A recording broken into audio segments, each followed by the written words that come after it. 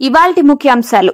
నేడు అమెరికా పర్యటనకు సీఎం రేవంత్, రాష్ట్రానికి పెట్టుబడులు తీసుకొచ్చేందుకు మంత్రి శ్రీధర్ బాబుతో కలిసి ఆయన అమెరికా పర్యటన.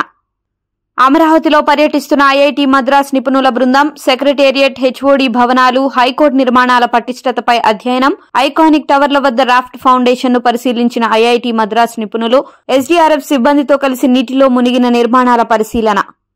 సీఎం రేవంత్ రెడ్డి మరో కీలక నిర్ణయం. తెలంగాణలో 8 మంది ఐఏఎస్ అధికారులు బదిలీ.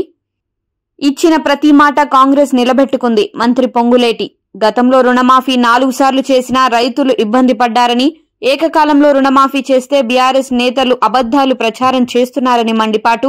అన్ని ప్రాంతాల అభివృద్ధి కోసమే కాంగ్రెస్ పనిచేస్తుందని వ్యాఖ్య. ఏపీ టెట్ దరఖాస్తుకు ఇవాళే లాస్ట్. అక్టోబర్ 3 నుంచి 20 వరకు పరీక్షలు.